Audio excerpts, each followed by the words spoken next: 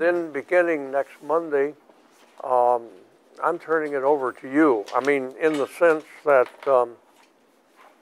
I'll let you pick the subject. I don't know how we'll arrange this. I just might call on a person at random in the list I have here, or invite those who would like to speak up, to bring up an issue, raise a question, propose a subject not touched upon, and that's fine with me. That we have a free-ranging discussion. It would be a different ambiance, and I'd like to get you talking more to each other, and I'd like to learn a little bit myself. Of course, our subject matter does have to be circumscribed by dealing with the living world, and including all species, including human beings, but in the case of human beings, those aspects of social behavior having to do with conservation practice. Okay. That was supposed to be sort of a joke. At any rate, I'm going to start off by telling you about two parks with which I'm very closely associated. In order, through the stories of these two parks, national parks, one in reality that's being repaired from bad damage during a war, and the second one that is proposed with a good chance of becoming a reality within the next couple of years. Just to tell you about how how various issues impinge on the creation of parks, their maintenance as reserves for biodiversity, and the problems associated with creating a new national park, in particular in the United States. So I'll start with the Gorongosa, G-O-R-O-N-G-O-S-A, Gorongosa Park in Mozambique, just actually quite large country, just north of South Africa, and east of Zimbabwe. The premier national park, nature national park of Mozambique, Gorongosa, is located on the southern end of the Great African Rift, which holds to the north, of course, a number of vast parks of already global fame in Kenya and Tanzania. I think relatively few have heard of Gorongosa because it went out of commission during the Civil War of Mozambique from 1978 to 1992. But before 1978, and then a few years before that, the revolution in Mozambique that freed this country after 400 years of occupation from Portuguese rule.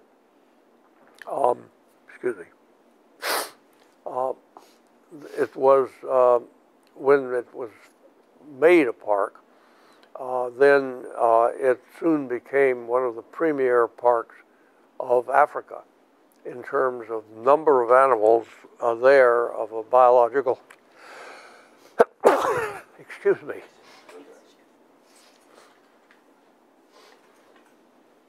I'm allergic to extinctions. They're all going on all around me. At any rate,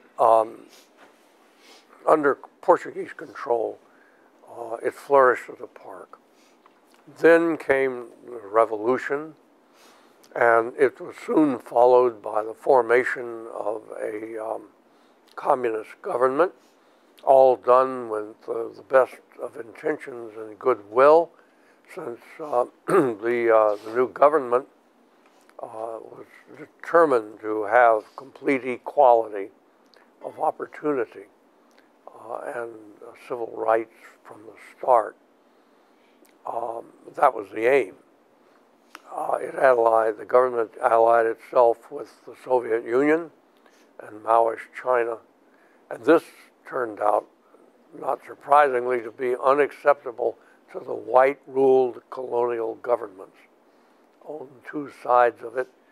South Africa, at that time, and then directly to the west, Rhodesia, which later became, when it became independent, became Zimbabwe. But those two still colonial governments found the idea of an African communist country right in their midst unbearable. So they, particularly led by Ian Smith's government in Rhodesia, they created a mercenary army. It came to be called RENAMO. That's initials that mean the resistance movement of Mozambique, resistance against the new government, of course. And the liberating party and the government party was FRELIMO. So it was FRELIMO trying to get on its feet, Mozambique on its feet, and RENAMO, well armed and funded, troops recruited in Mozambique and coming in from the outside with the sole purpose of destroying the infrastructure of Mozambique, which didn't take a lot of doing because for the centuries of rule, the Portuguese had kept Mozambicans completely in servitude. I mean, they discouraged any education. There were, when they left, only about a half dozen, as I recall, high school graduates. They had very few doctors of Mozambique origin, except for some Portuguese who stayed behind, and so on. And they were very weak then just to begin. And this infrastructure became the target. What there was of it became the target of the RENAMO. That included churches, hospitals, fledgling schools, everything. They destroyed everything they could come to. They murdered people at will.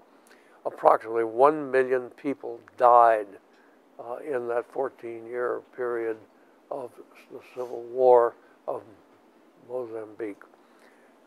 Actually, few Americans heard about Mozambique. Our focus was elsewhere.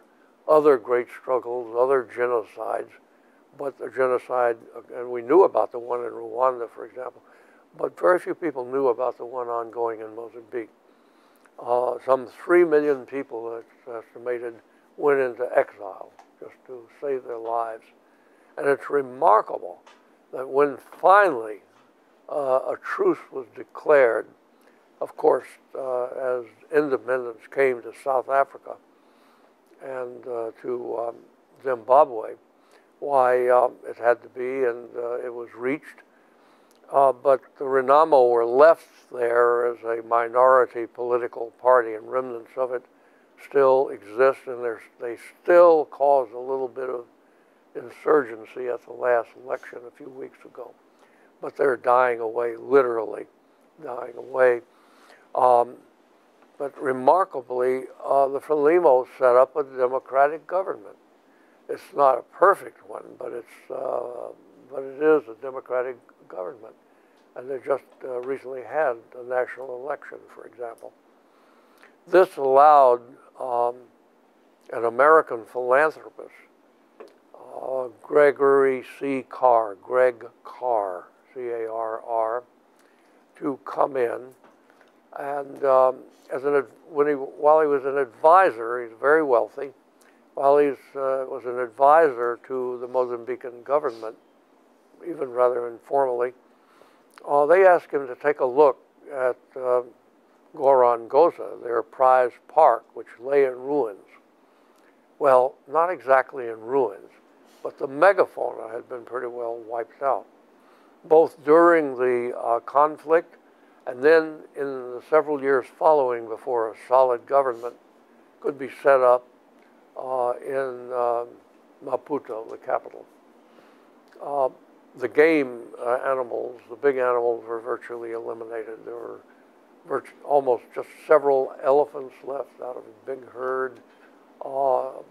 Species like cheetahs and a few other were completely extinct, and so on. Very little was left. Only the crocodiles flourished. Turns out that it's useless to shoot a crocodile, and that most of the big game were being shot, for meat, both during the insurgency, during the insurgency, and also following the truth when poachers came in and cleaned up for profit in the meat markets of the coastal cities, cleaned up most of the few remaining big animals. There were just remnants of most of the species left. Now came Greg Carr, beginning about 10 years ago, and he pledged his fortune and his life to bringing Gorongosa back, and he has done it. He's rebuilt the center, the tourist center, living areas at Chitingo Camp, the old camp. He has brought back where it was necessary the big animals from donated by or purchased from Zimbabwe and South Africa especially. And there's now a rapid return of Gorongosa's megafauna, and the tourist trade is beginning to build up with a much improved center at the Chitingo camp and in outlying camps. I don't know when the megafauna will reach full strength, but it surely will be within the next 10 years. I came, and I've been there twice. I'm going back again in a few weeks as an advisor on scientific and educational matters in and around the park. Although, to tell you the truth, Carr and his team has already gone very far in reassembling all of this in the right way. They have now constructed a education and research center which they aim to be the best in Africa, and I think it will be. It's designed not only to bring in tourists and therefore sustainable income, but also to provide much needed help to the surrounding population. The surrounding population of Mozambicans still live as they have 1,000 years ago, in very small villages and alone on farms in subsistence farming. They do quite well, actually, because the soil is fairly rich, and they have crops that are reliable. But now the Carr and contributors to the Gorongosa Park resuscitation, revival, is bringing a lot more to the people. One that you might find amusing is the solving of the poacher problem. Poachers still were in the area. They were poor people, poor young men, mostly, who didn't have anything else, any other way to make a living or to get meals even. So when rangers, all native local people, began to round up poachers, run them down and catch them, and brought them to the headquarters. And what Carr did, with the government's approval, for each one of these poachers who came in, incidentally saying correctly, "Look at me, I'm hungry. I haven't got enough money even to get another pair of shorts," and this kind of thing. What he did with these poachers was hire them as rangers. And since the mean average income, per capita income, daily income of Mozambicans is about $1. At that time, it was 88 cents a day. He was able and continues to be able to maintain a pretty large group of rangers. And the poaching problem has died away since, I guess there are a lot of people who would like to be poachers in order to be caught and become rangers and have a good job, you know. He faced another big problem, though. And I'm telling you this whole story because I know a lot of you are going to be in, you know, government, in public affairs, and just as citizens, to be hearing a lot about national parks, and this is going to be a major aspect of caring for the environment in the future as more and more countries adapt reserve and national park systems and start paying attention to their biological diversity. At any rate, where I came in was to insist on the term wildlife being extended from the megafauna down to what I like to call the little things that run the world. In other words, where the vastly greater part of the biomass is located, and that's in the invertebrates, the insects and other, you know, crustaceans, spiders, other invertebrates. And we don't know how badly this great invertebrates infrastructure of the ecosystem was damaged, but I suspect not too bad, because the only species that might have been, or almost certainly would have been, diminished in biomass were scatophages, that is, species dependent on dung, and that's a big fauna, you know. Wherever you have a megafauna like this, there's a huge array of species that feed on the dung, and parasitic and predatory species specialized to feed on the species that feed on the dung, and then there are the coprophage. I mean the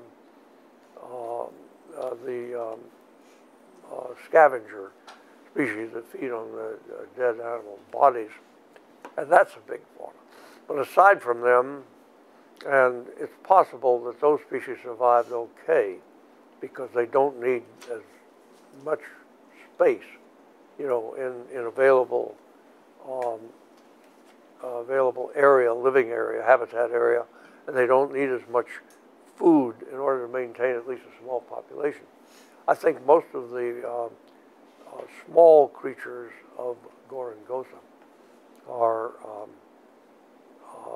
came through okay, and the vegetation came through okay. So Gorongosa is coming back rapidly, and it's a place that's splendid for studying the growth of populations, including the megafauna, the big animals, when they are in an expanding phase. There are problems, for example, that need solution.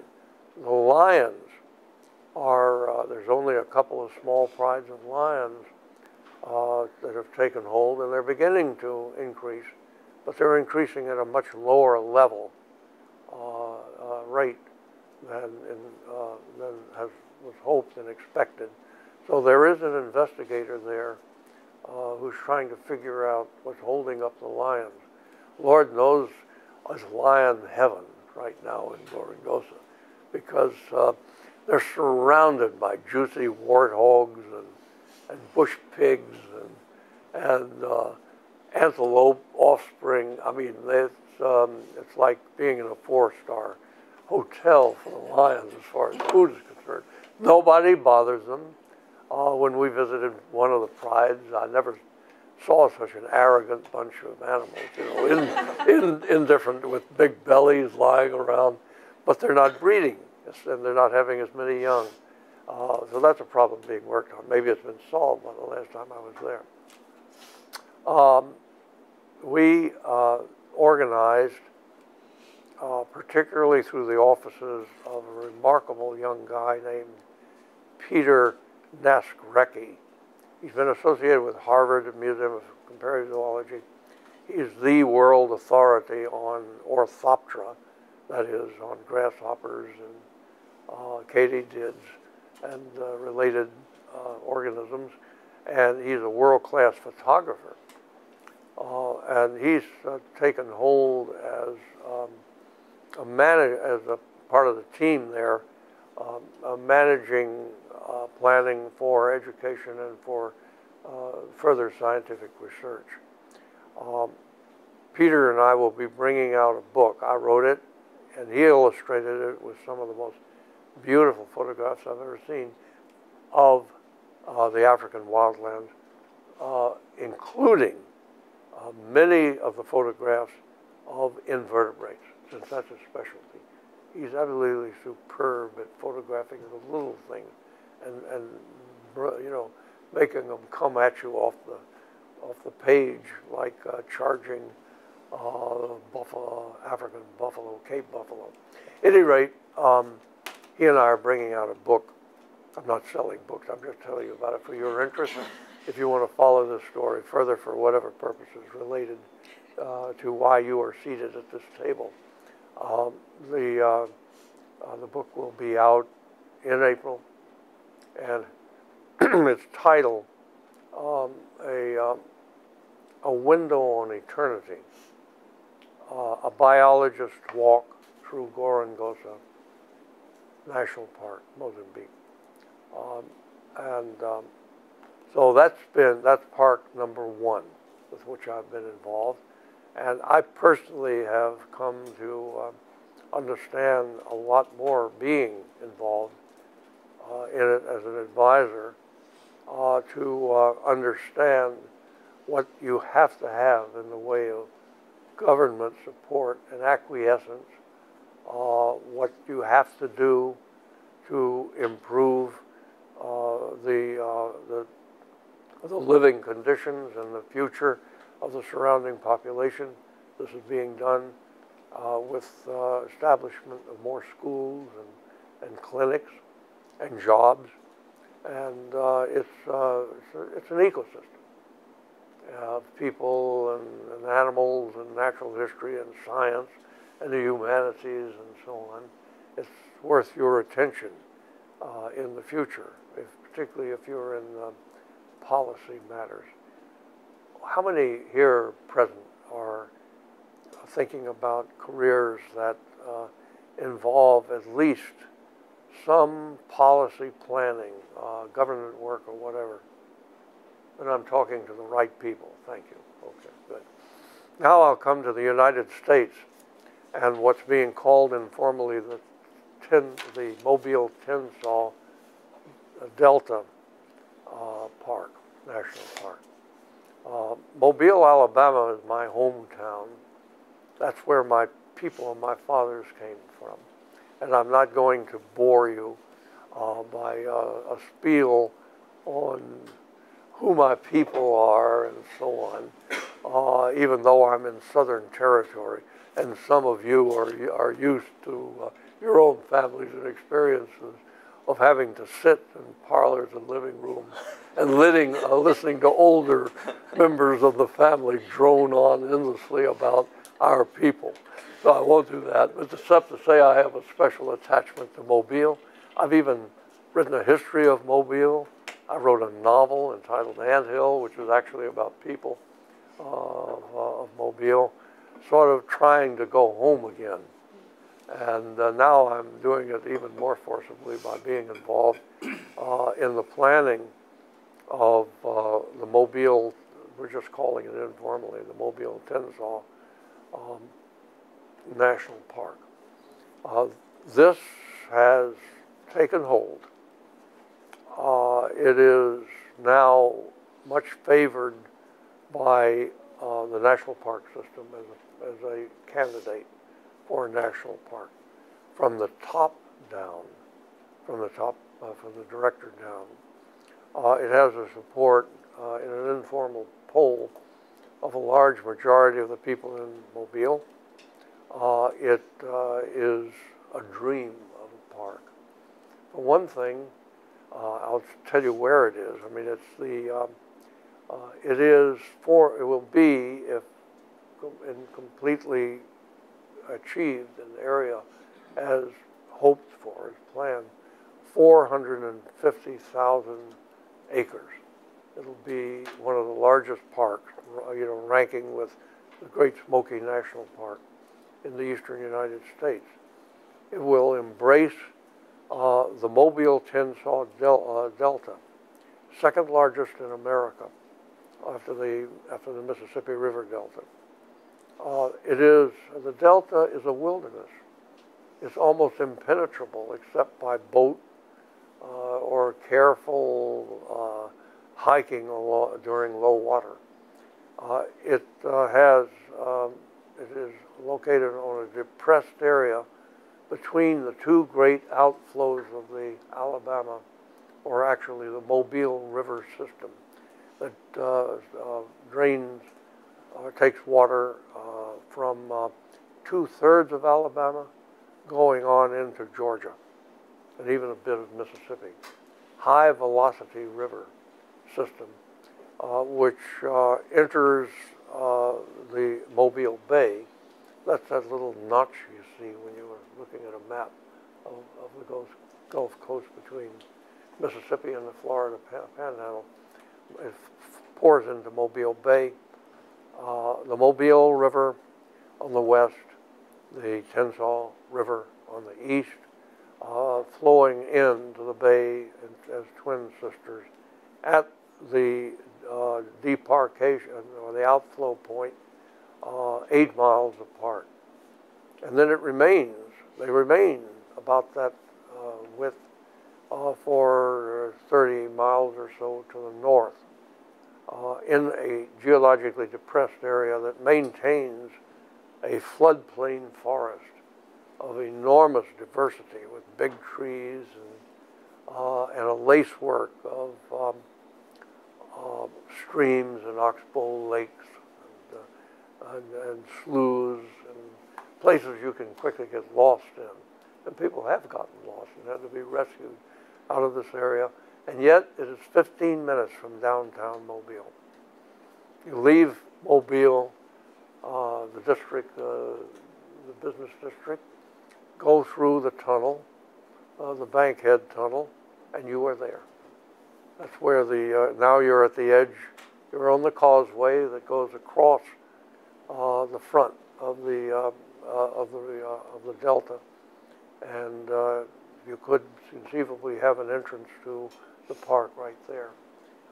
Enough, say, for families to go on a casual Sunday excursion, for people to come and stay in Mobile and communities to the east over toward the Panhandle and have access to a really wild area. It includes to the north, the immediate north, a rise in the land called the Red Hills. And these too are relatively unoccupied because they're dissected by deep ravines, like those at the Apalachicola Bluffs of Florida. I don't know how many of you know that, but those are deep ravines along the Apalachicola River that have been there since the retreat of the continental ice 11,000 years ago, and left behind, this is the Apalachicola Bluffs and the ravines, left behind there northern species of plants and a few animals, small animals, that can live in the cool, wet parts of the ravines as relics. There's an entire genus of conifers, Torreya, for example, and other plants unique to the Appalachian colon. Well, the same thing occurs in the Red Hills, just to the north of the Mobile-Tensaw Delta. And these are deep ravines, only now beginning to be explored for biodiversity. There is, as is in the Great Smokies National Park, there's a very large population of salamanders, a diversity of salamanders, including one giant salamander, not giant because a giant salamander is Amphiuma and the hellbenders, but a big one, a plethodontid salamander, about this long, an endemic genus in the Red Hills. It's an endangered species in the Red Hills there. And stretches of uncut longleaf pine with rich flora, ground flora. That's some of the richest ground flora in North America, maybe the richest in numbers of ground plant species. Well, and then there are the riverines, besides these deep, I call them ice age forest, with endemic and relic plants and animals. There are the riverine, steep banks of the Tombigbee and other rivers to the north that could be included in the park, because a good part of this is under public domain. It's owned by the state under some of it acquired under an enlightened law passed by the Alabama legislature. Yes, Alabama can be enlightened. It has what's called the Forever Wild Act, which was just renewed by a large majority of the people in Alabama, ma'am. We have a fellow Alabamian over here from the Troy area. You know where that is. At any rate, this legislation decrees that a certain small percentage of the income from the offshore oil rigs, you remember BP, and they say, well, before that, they were already drawing steady funds by law used to purchase wildland for conservation purposes in Alabama. And when I was a senior at the University of Alabama, I actually was employed by the Department of Conservation of the state of Alabama, believe it or not, a Department of Conservation, to study the fire ant that was beginning to spread out from Mobile, my first job as an entomologist. Well, back to the Mobile-Tensaw National Park. It would be one of the largest parks in eastern North America, but it would also be the richest biologically. It will have the largest number of species of plants and animals than of any park in America. And that's one of the appeals it has for the national park system, and many people outside who are supporting it. Just to give you an example, the number of turtle species found along that particular section where the delta is, and then a bit up and down the coast there, has the largest number of turtle species in the world. Yes, in the world, rivaled only by more extensive tracts of the Mekong Delta drainage area in Asia. It has, for example, 2 of the known species of softshell turtles as native to that area. There's also the matter, for example, of oaks of the Red Hills. The southern Appalachians are thought of by many botanists as oak headquarters, where the largest number of oak species are found, genus Quercus. There are 12 in the southern Appalachians. In the Red Hills, there are 25. So this gives you an idea of what could be saved in biological diversity if that becomes a park. So now you're saying, you know, why is he going on about this? And what's the problem? I mean, is there any difficulty? Oh, yes, there's a difficulty. There's the Tea Party. And so, unfortunately, the representative of the Mobile district, his name is Joe Bonner, he was in favor of the park. And you have to have the congressional delegation. You're a local representative and the 2 senators of the state to get anywhere in a move like this. And he was in favor. But he decided to quit his job, leave the legislature, the Congress, in order to take a much better, more permanent job, I suspect, in the University of Alabama higher educational system. And then they had to have a special election.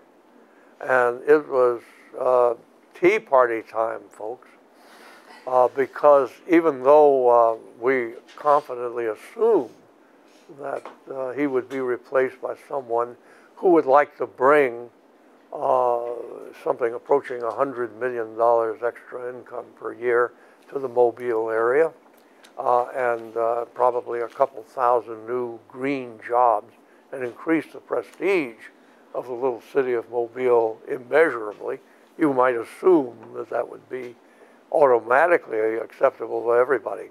No, not to the Tea Party. And they put up a candidate. We had what was called the moderate Republican, and a candidate from the Tea Party sector, and then a barrage of logs and other advertisements, which says essentially the federal government is about to take away our delta. You know, we've got to hang on to it. The people must not let the federal government one more time come in and impose its evil will on the people of Alabama. I think some of them were still fighting the Civil War. But whatever their motivation, when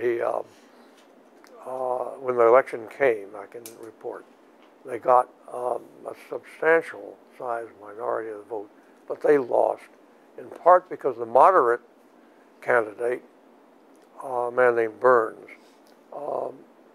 got the support of business groups all through Alabama and from other parts of the country. And they brought in support for the campaign and made sure that he eked out a victory. But it's still a bumpy road. There are factions who want to be involved in different ways in it. There are those who feel that it might not be a good idea to put through at the present time, and on and on and on. You may hear more about this as time goes on. But it has become a case history of the difficulty of creating a national park in the United States. Notoriously difficult to do, partly because of local politics and conflicting interest. You know, landowners, people with private property that would be within the park, and their access might be affected. All those things have to be worked out in order to get the kind of support that will take this through local citizenry, through a representative, self-appointed group. And that's in place and doing well, not too well. It's proceeding, but there's even conflict within that.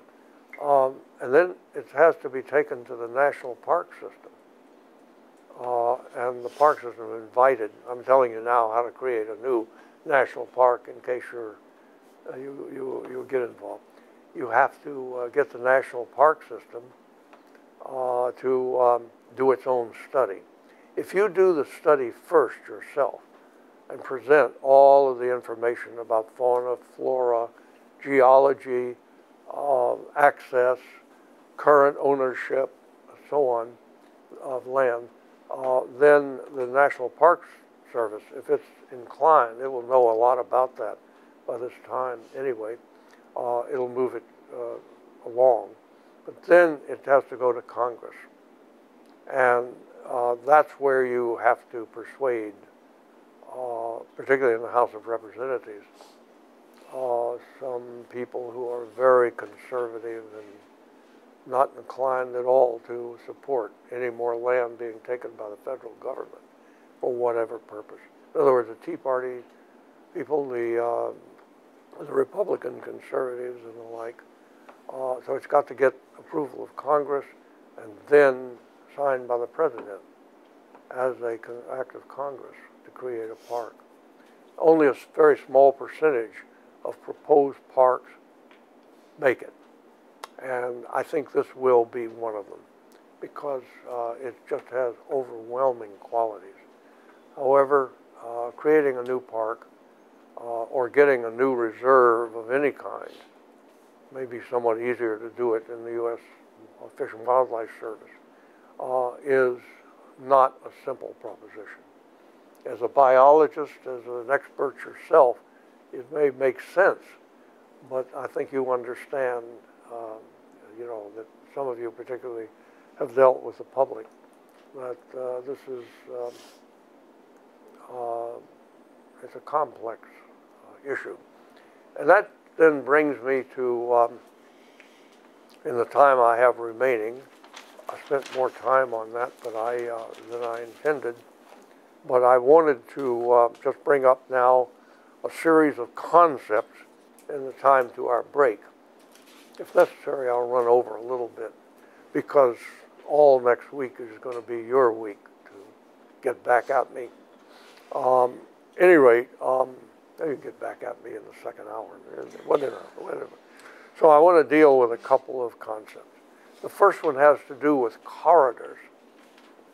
That is connected land, preserved land, connecting it with more preserved land.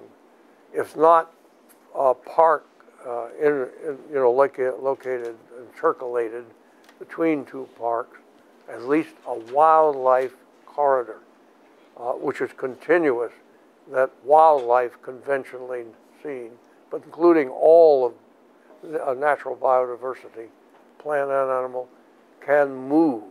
And these are, that is not walk over to one to the other, although a few can manage that, like cougars and black bears.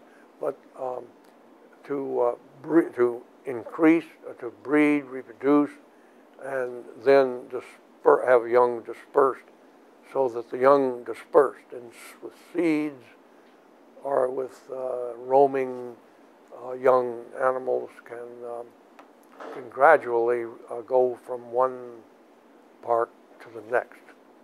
I think you will immediately see that corridors are potentially very important in the face of climate change. You've noticed, perhaps, I haven't brought up climate change.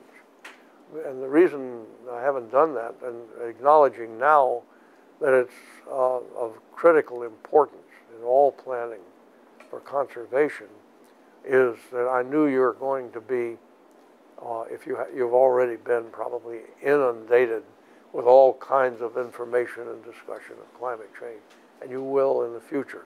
So I'm going to just stick with a few issues that you may not be seeing very frequently, but you should know about. So the first are corridors. I'm very happy, I've been very happy to see one brilliant corridor strategy developed by Stuart Pym here at Duke University, who has a program, an organization, and an ongoing program of finding, particularly in species-rich areas like South America, Ecuador, maybe Colombia, of small areas like forest remaining in an area that's otherwise been cleared. So they're like small islands. And we know from island biogeography and from data that when you fragment a large area, you automatically start losing species because fragments, even though they may start with a full complement of species of plants and animals in them, a few individuals at least, They soon begin, that is, in a matter of years or decades even, soon begin to lose species. This means that if you take a big area with a lot of species that are rare or need wide range to exist and are sustainable at a big size, and you fragment it with agriculture or in any way that you fragment it, then you're going to have a series of smaller reserves in which extinction rates are greatly speeded up. And this then becomes a critical problem whenever there's any disturbance of a large, pristine area. But it's the way the world works these days over most of the land surface and increasingly the shallow marine environment as well. So what Pim and his group have done, are any of you associated with that? Okay, you would be, of course. Okay, fine, good. You know what he's doing. He's building corridors. That's one of the things anyway. Taking these fragments and building corridors. And as a consequence, you can essentially come close then to creating a larger fragment that's the sum in area of both of these fragments connected by the corridor. As you all know, the number of species that are sustainable in a natural environment increases as the fourth root of the area. That's a logarithmic increase, which means, putting it in reverse, if you reduce an area with a certain number of species that are there sustainably, you reduce it to 1/10 its size. That happens when you fragment. Then you are reducing the number of species that can live there indefinitely by approximately 1/2. And so it goes on down from full complement to 1/2 with 1/10 left. This is a very rough approximation. Take it down to 1/10 of that, and you reduce it yet more. This has to do with rates of extinction increasing in smaller areas, but to a lesser extent, it has the smaller size because of small size receiving fewer species, new species from the outside. And of course, it has no hope of creating new species as a very large, pristine area would by natural speciation process, creating new species internally. So it's really important to go for area if you want to save the biodiversity, that part of the heritage of any country. Get for the biggest area you can, and especially in the face of climate change that's occurring everywhere. It's affecting every part of the world now, and it's affecting the fauna and flora, beginning to affect it everywhere. You need a lot of area, as much as you can get, in order to moderate or minimize the loss due to climate change. So now I'm coming to corridors. And another one I'm involved with in the Help Plan is the Gulf Coast Corridor. You haven't heard of that yet because it doesn't exist, but it's being planned. There is another wealthy American, a philanthropist. Nowadays, we can't rely on the government to do anything much with the environment. But we know that our very wealthy citizens, if they can, that there are among them some really dedicated environmentalists. Ted Turner. Ted Turner is, the famous example. If they can start diverting some of their effort, their teams, their resources to environmental matters, then they can take up a lot of the slack. So a man named M.C. Davis, in the South we go by initials, remember? There are lots of people that are known all their lives by just initials. You say old AP. What's the AP for? I don't know. He said AP. Well, this is MC. To this day, I don't know what MC stands for. But anyway, he's a great man. He's a great local guy in the Florida Panhandle. And he has single-handedly, with a wealthy friend of his, set out to add as much land from relatively cheap scrubland where all of the longleaf pine timber has been cut. And you can pick it up for at low cost. I'm not recommending that you now check it out. You may not have quite the weather wherewithal yet. But at any rate, it can be picked up at fairly low cost. And these guys have been picking it up in 1,000-acre amounts and putting it aside as a reserve. And now MC has a plan, and he's brought in lots of people to join him. The U.S. Defense Department is interested in helping out because they want buffer areas around Eglin Airfield. So, you never know where your friends are going to be when you're in the environment business. At any rate, he and groups around him, I've been on that team, and we'll be going down in a couple of months to follow up some very important developments that bring us close to reality. To build a wildlife corridor, continuous corridor, that say panthers and wildlife, bear, but other creatures then by growth, reproduction and growth, could go from Tallahassee, the Apalachicola, to Louisiana. And so that would be one corridor. And as you know, the West is drying out. California's getting a little badly needed rain today, but it's drying out, and the Southwest particularly is turning more into desert. And that means that a lot of the fauna and flora that moved in, some of it evolved during wet periods since the last ice age in the Southwest in northern Mexico, is at risk. It's caught by the drying conditions. So we need a corridor that will allow a lot of, those species, give them a chance anyway, to move east into the moister southeastern United States. Florida has been way ahead on this thinking.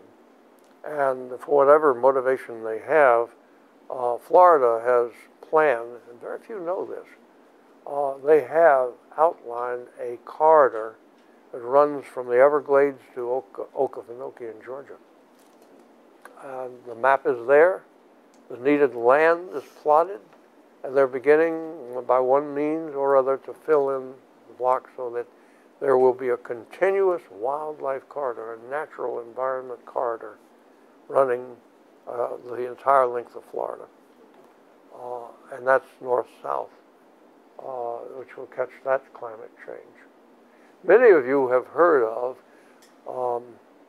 maybe just to give me a sense of orientation, how many of you heard of Y2, the Yukon to Yellowstone corridor? You got it, okay. Not everybody, okay. This is a famous corridor that's been talked up now for years, and it's very doable. If it can be sort of made crystallized and built into state and federal-owned property in perpetuity, then it really would be good. That's a corridor that runs from the Yukon to Yellowstone. It can be done now. The land is there. It's just a matter of demarcating it and doing it. And then comes the corridor that would run south from the Yellowstone. That's along the Rockies, along the parks and still wild areas, winding its way down, mostly at higher elevations in the Rockies. And that includes the very substantial and magnificent Rocky Mountain National Park, but other reserves as well. So now we're in the southern Rockies, all the way from the Yukon, north-south corridor. Now we find ways of getting land at the particularly higher elevations. The desert will take care of itself, but the moisture environments of mid-elevation and higher elevation are a problem. So we can look for elevation to build a corridor on down to the Sky Island mountains of southern Arizona, very rich in biodiversity and salvageable. Jaguars are beginning to come back in there, at least one or two. So that's an example, you know, of animals moving in a corridor or part of a corridor. Okay, now let's keep going. From there we go to Mexico. Sierra Madre Occidental, the wild and still much of it natural areas, mountain areas along the western edge of Mexico, inhabited by jaguars, rich flora, and drug lords. One reason why not a lot of people go into the Sierra Madre Occidental for vacation trips or nature trips. So okay, keep going. Now we're at Central America. We're in the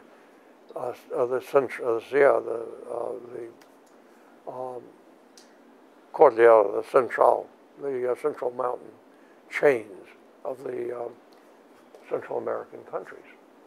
It's the glory, for example, of Costa Rica, that they've managed to preserve and harness their mountain range to become a sustainable country, or they're on their way to it.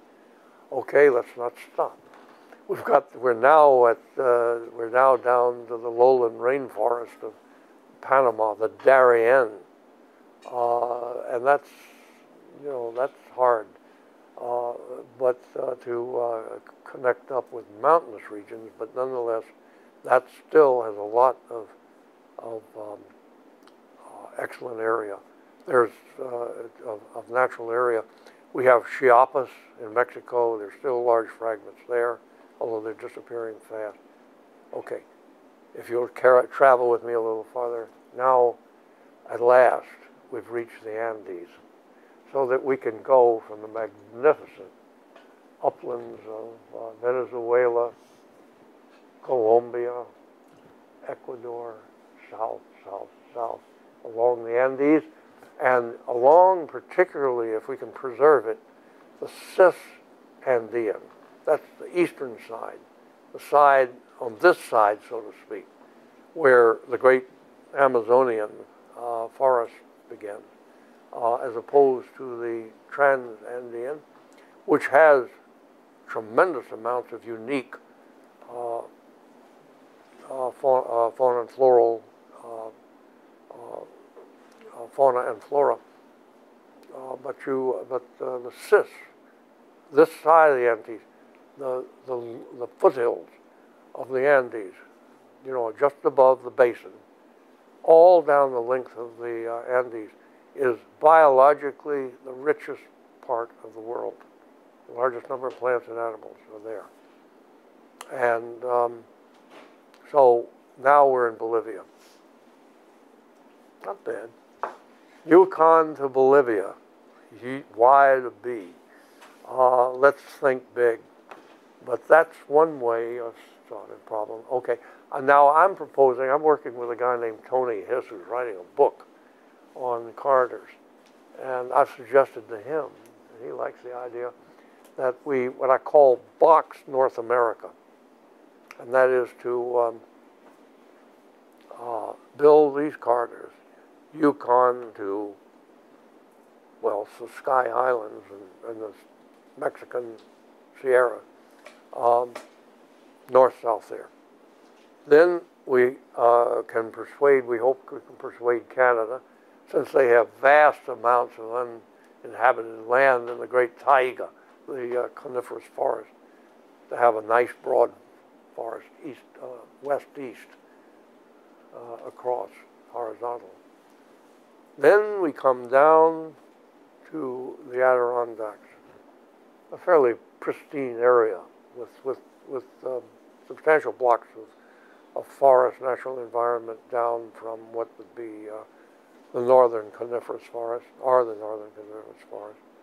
And from the Adirondacks on down to the Appalachian. And we have there that's the eastern north-south corridor, which is under serious consideration by groups that are trying to plan corridors. And we've arrived at the Gulf. We've boxed America. We have east-west corridors, we have north-south corridors, and as climate change occurs, we have one built-in protection against massive loss of biological diversity with climate change. I have still a few things I'm going to cover after the break, but we're going to take a break now for 5 minutes. I'll have a few other items I didn't get to because I got sort of wrapped up in parks and corridors, but I thought you'd be interested in hearing firsthand, what some of the things that are going on in the plans and the like. And then I'll turn to some other interesting concepts I believe I want to make sure you know about. But we'll take a break now and come back together soon.